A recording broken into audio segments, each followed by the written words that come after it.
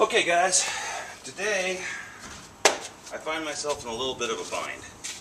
I'm going hunting here in about a week, and I'm going to go hog hunting, and apparently they're getting a little bigger than I had expected.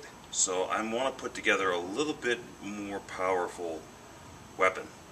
I was going to go with the mulberry bow that I posted. But that bow it's a great bow. It will kill just about anything in North America except a really big hog. Actually, if I hit it in the right spot, it'll kill the hog too, but if I miss at all, even if the arrow still hits the hog, I don't know if it's going to penetrate that shoulder blade. It's a little bit about confidence. It probably will. The arrows I use are nice and heavy. They're moving fast enough, but I just thought maybe I should try to crank something out that will do a little bit more power, a little bit higher draw weight, and it was one I was going to make anyway, so let's just go for it. Alright, so what I'm going to do is I'm going to make what's called a home guard, or I hope I'm saying it, a Mollagabet. If I'm saying them wrong, I apologize, but basically what it is, this is a red oak board. I've poorly drawn my dimensions here, but basically you've got your handle with a fade into a working part of the limb, and then it fades into a very narrow but thick part of the limb that is static. In other words, this part's going to bend from here to here. It's going to fade out, and then this part isn't going to bend. And it really is not supposed to bend through the handle either. This style, whether it's home guard or Mollagabet, it's pretty much the oldest traditional bow on record, having been found somewhere, I think in Scandinavia, at the bottom of some frozen lake. Which is which? I think the bows were named for the region they were found, but it was basically, from what I can tell, the same design. The only thing is, we're not going to use this board. We're going to use this stave. This is a piece of log, and it came from a hackberry tree. And I have my dimensions measured out again. Here's my handle. It's 4 inches. The fade is going to be 2 inches on either side.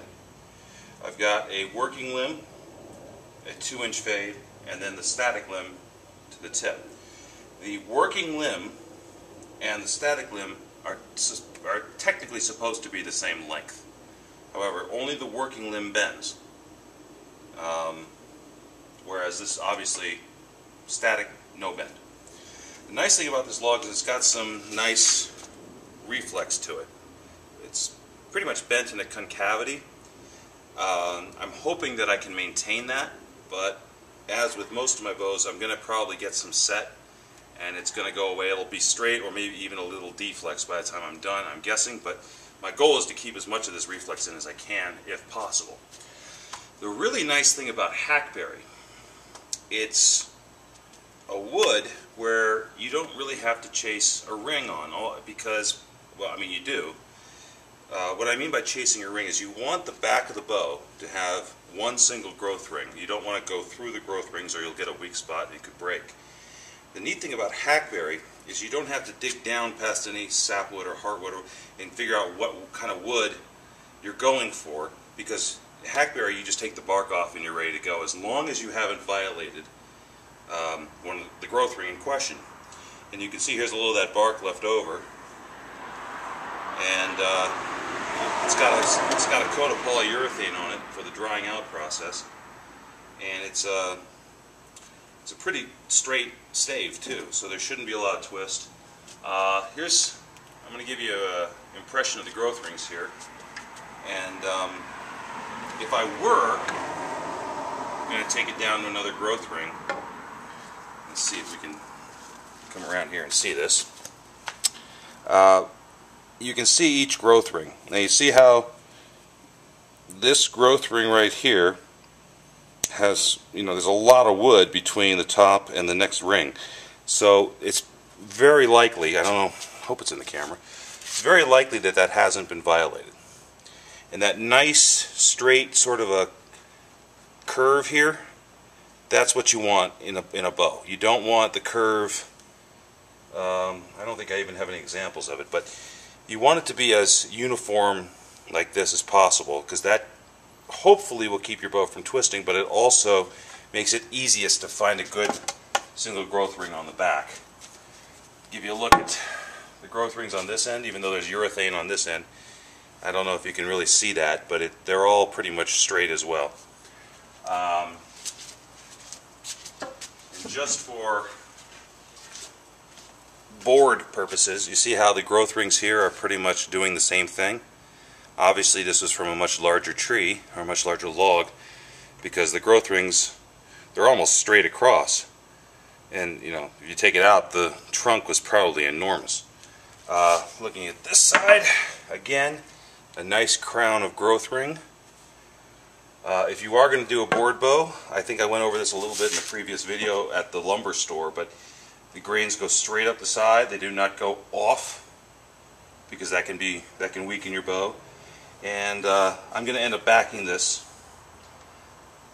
But this is going to be the back of the bow, and you can see it's pretty much one growth ring. That's just the luck of the draw, though. I just found a good board at Lowe's. Just for one more quick statement here, the back of the bow, you got your curve here. This would be the concave side, this would be the convex side. The convex side will always be the back of the bow, and the concave side will be your belly. Okay, so I'm going to start carving, and we'll move on to the next video where I start laying it out. I may even take a piece of Osage orange and show you how to follow a growth ring. I do have a piece of Osage just so you can see how it's done. I don't need to really do that on this piece, but maybe just for the purposes of putting together a full video, I'll do a demonstration. Anyway, thanks for watching, and look for part 2. And just to give you an idea, it is now 2:30. Let's see how long. I don't know if I can do it all in one day, but we're going to give it a try. Alright.